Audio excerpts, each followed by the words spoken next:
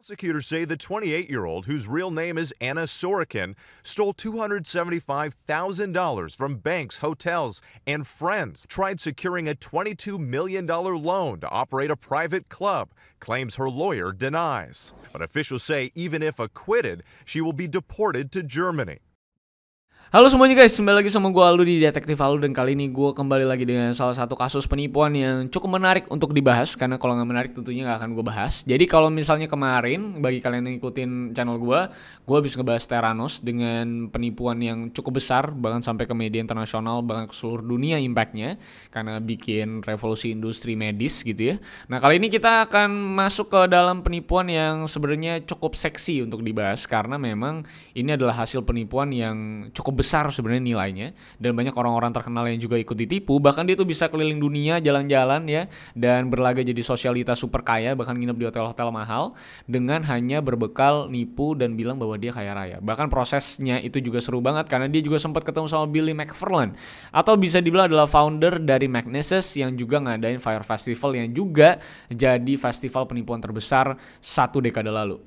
So, bagaimana perjalanannya, bagaimana dia dari pura-pura kaya, miskin, pura-pura kaya, terus sampai diusir dari hotel yang dia nginepin dan ketemu sama orang kaya lainnya dan dibayarin dan gak bayar-bayar utang gitu ya, dan bahkan nipu banyak bank untuk minjemin dia duit. Inilah dia prosesnya, dan inilah dia kasusnya Anna Vadimovna Sorokina, atau biasa lebih dikenal Anna Sorokin, salah satu penipuan yang cukup besar di eranya, atau bisa dibilang beberapa tahun belakangan ini. So, mari kita mulai. Silahkan like, share, dan subscribe untuk support gue. Join membership untuk lihat versi uncensorednya yang biasa gue rilis terlebih dahulu sebelum public. Dan bagi kalian yang belum bisa support member, I still love you guys. Santai aja, gak ada yang berbeda. So, let's begin the case, guys.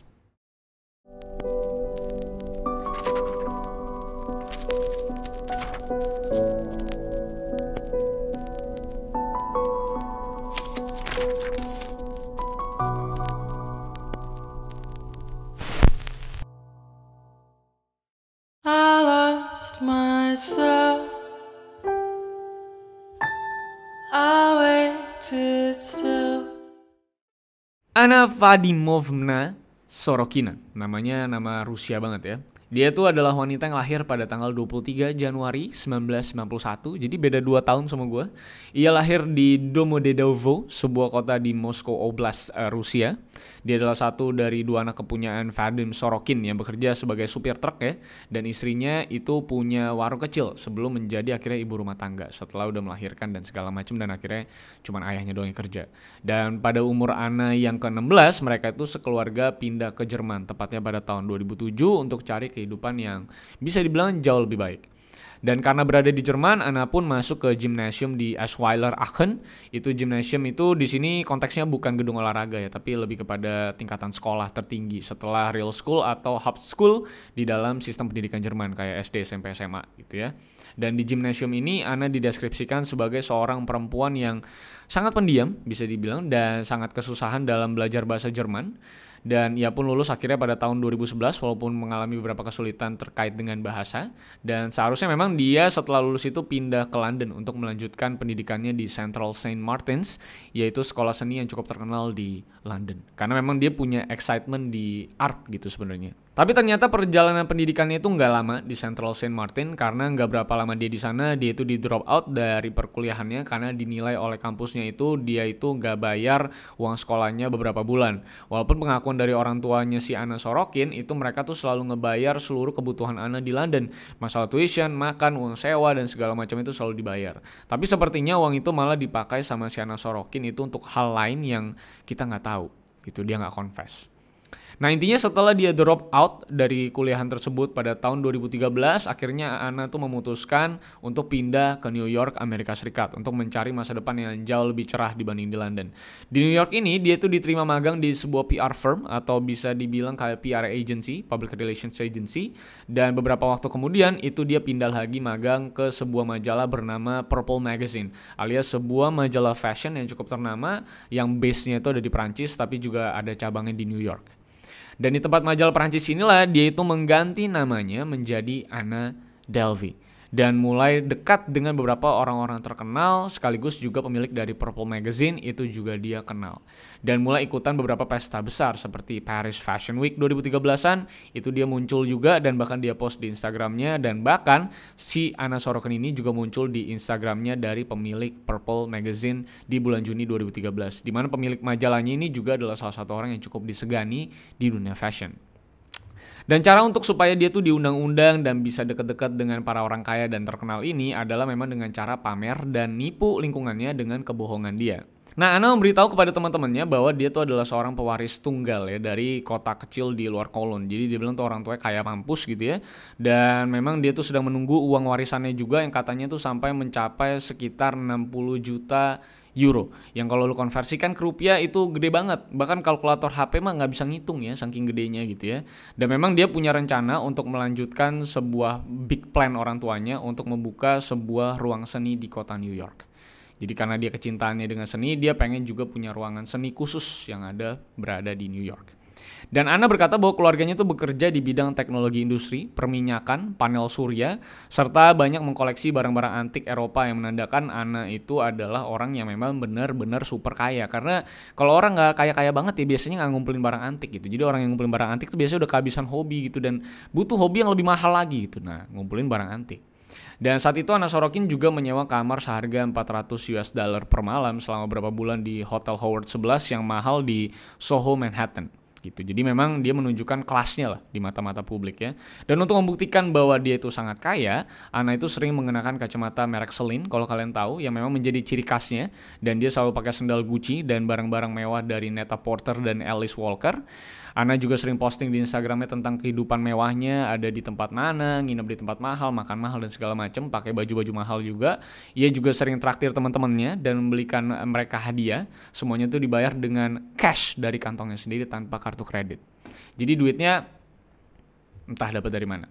Dan duitnya pun juga akhirnya memang mulai habis ya. Mungkin dia tuh dapetin dari yang namanya nipu-nipu kecil-kecilan, atau dia nabungin duit-duit gajinya dan itu dibuat jadi buat hidup mewah, atau nipu banyak hal gitu ya. Intinya duitnya udah mulai habis dan dia mencari jalan tipu-tipu yang untuk memang bisa mendapatkan uang lebih banyak dan bisa hidup mewah terus gitu ya. Bahkan di tengah perjalanan tipu-tipunya, dia itu sempat ketemu dengan Billy McFarland yang adalah CEO dari Magneses, yang juga adalah founder dari acara Fire Festival yang chaos banget dan jadi salah satu festival penipuan terbesar ya di dekade ini ya. Dan seorang yang memang cukup eksentrik juga nih, Billy McFarland. Dan gilanya si Anna Sorokin ini numpang di tempatnya Magneses, sebuah rumah penginapan untuk para member bisnisnya Billy McFarland di Magneses.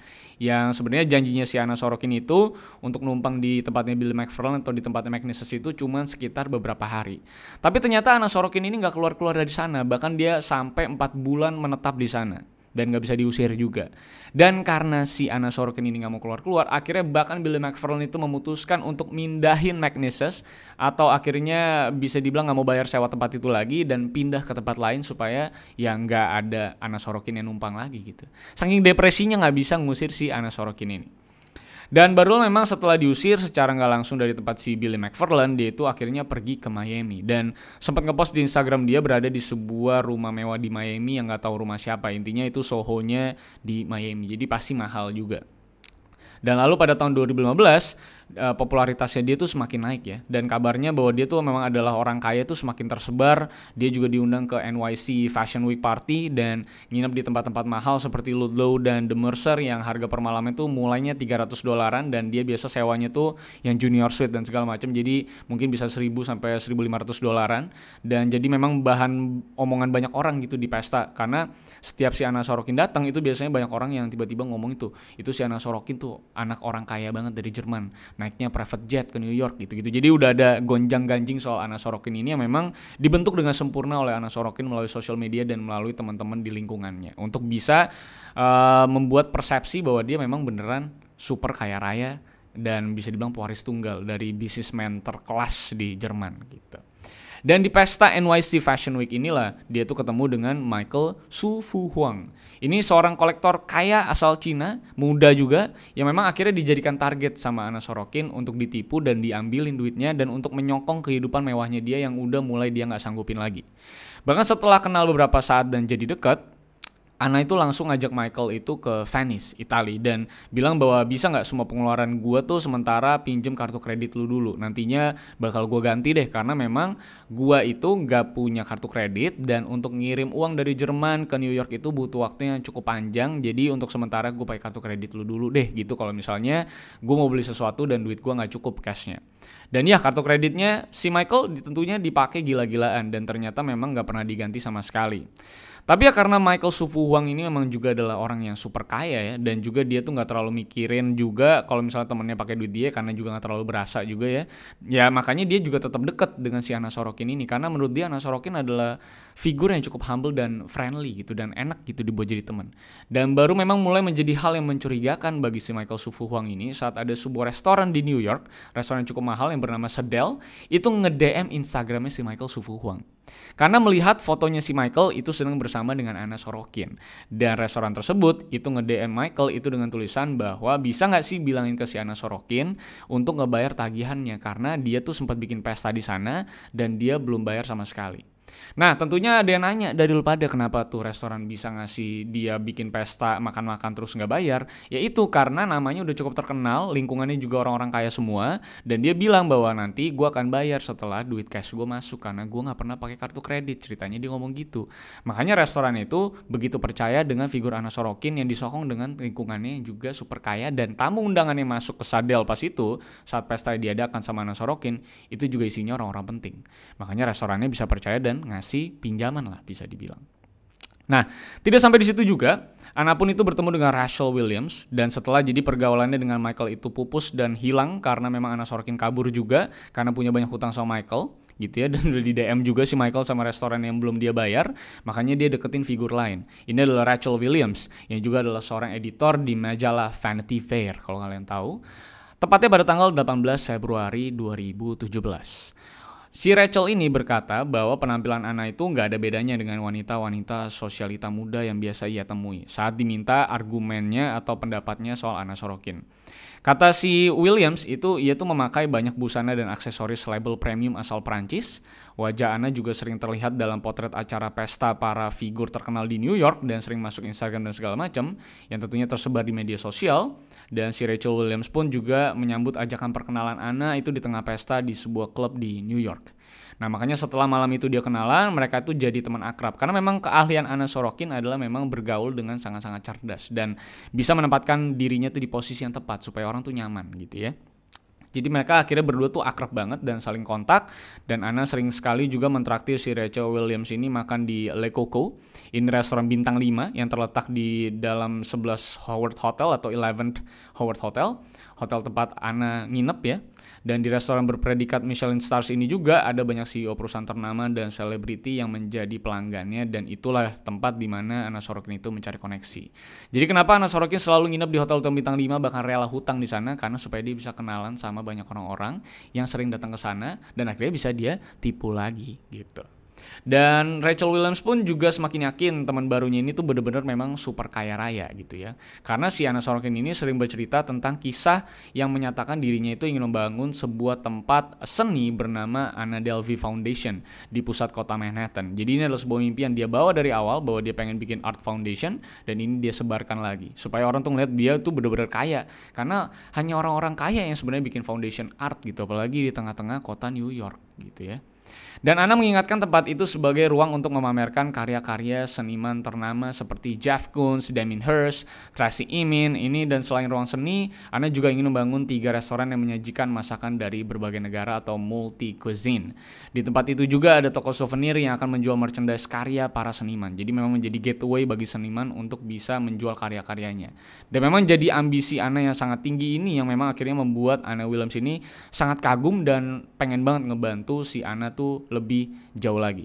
Nah untuk meyakinkan si Rachel Williams ini lebih lagi bahwa dia tuh benar-benar kaya raya dan dia memang butuh bantuan Rachel Williams untuk bisa merealisasikan mimpinya untuk ngebangun art foundation, si Anna memang sering bilang juga bahwa dia tuh memang sering banget dipenuhi dengan jadwal rapat dengan para pengusaha restoran, bankir, pengacara, bahkan manajer perusahaan terkenal. Dia tuh sering kali kelihatan sibuk banget melepon sana sini di depan Rachel Williams supaya memang Rachel Williams tuh tahu bahwa ini orang kayaknya sibuk banget nih gitu ya, kayak kaya banget gitu ya.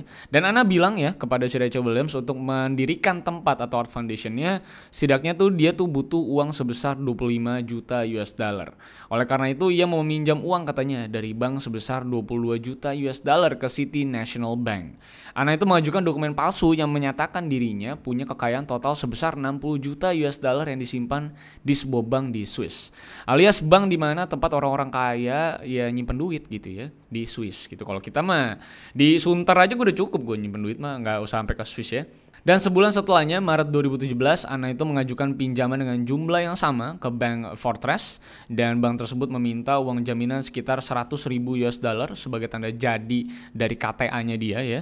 Ia pun meyakinkan City National Bank untuk menyalurkan dana sebesar 100.000 US dollar ke Fortress sebagai tanda jadinya. Jadi dari bank ke bank, jadi nutup gali lobang gitu ya.